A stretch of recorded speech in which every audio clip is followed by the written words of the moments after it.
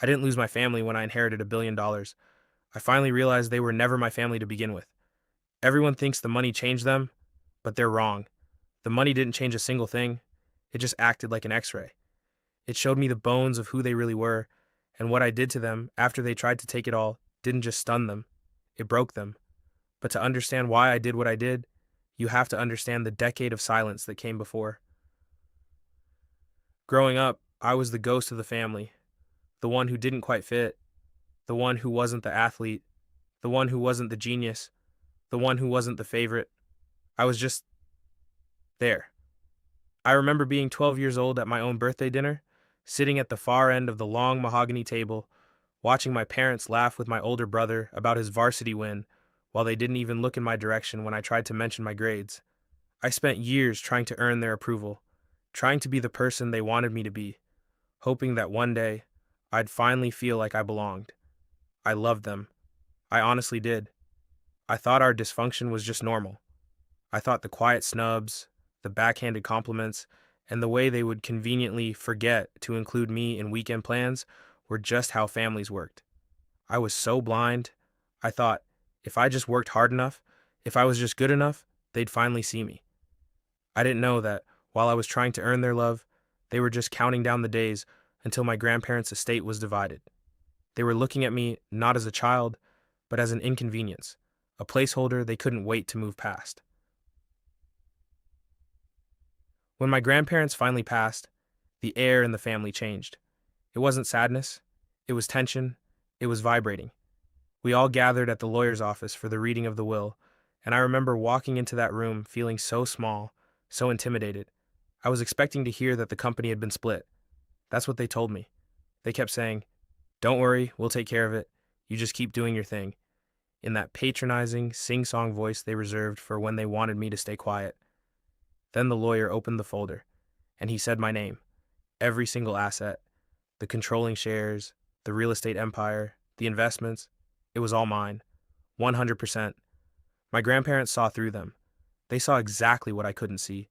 They saw the decades of manipulation, the coldness, the way they had pushed me aside, and they had set up the estate to make sure that for the first time in my life, I was the one holding the cards.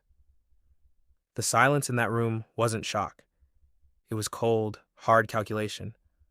My uncle, the one who never spoke to me, was suddenly my best friend, leaning over to pat my shoulder with a hand that felt like ice.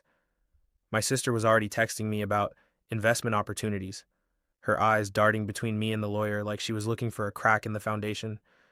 They didn't see a person, they saw an ATM.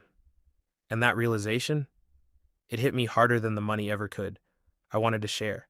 I wanted to help. I naively thought that if I gave them some of it, they would finally love me.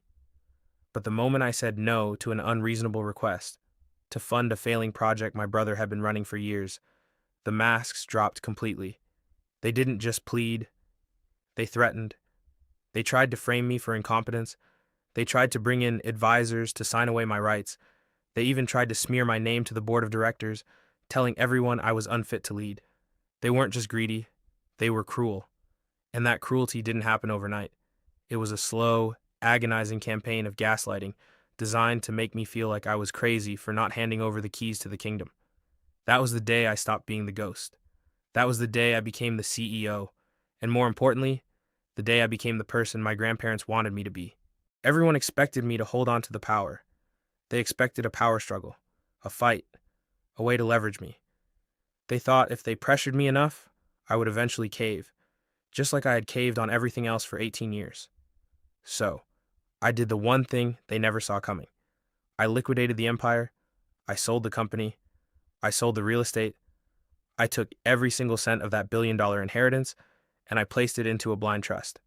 I didn't take a single dollar from myself, and I didn't give them a cent. I created a foundation dedicated to the causes my grandparents actually believed in: education, literacy, and community health. Not the vanity projects and private clubs my family used to look good in the press. And the best part, the foundational charter explicitly prohibits any blood relative, that means them, from receiving a single dollar, a single board seat, or any employment. I didn't just cut them off financially, I wiped them out of the legacy entirely. When I finally announced it to them, at what was supposed to be a family reconciliation dinner, the look on their faces wasn't just shock. It was a kind of existential terror I'll never forget. They realized finally that they had spent 18 years treating me like a ghost, only to have me disappear, taking everything they ever wanted with me. People ask me if I regret it, or if I miss them. I tell them the truth. I lost a family I never had, and in exchange, I bought my own freedom. It turns out, $1 billion isn't enough to buy love, but it is enough to buy the silence you need to finally hear yourself think. It is enough to buy the distance you need to heal. They couldn't break me because I finally understood that their approval was never the prize I should have been chasing.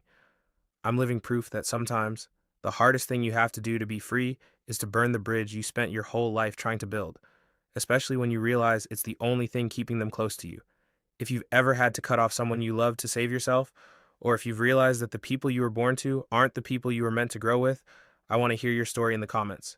And subscribe, because this is just the beginning of the truth.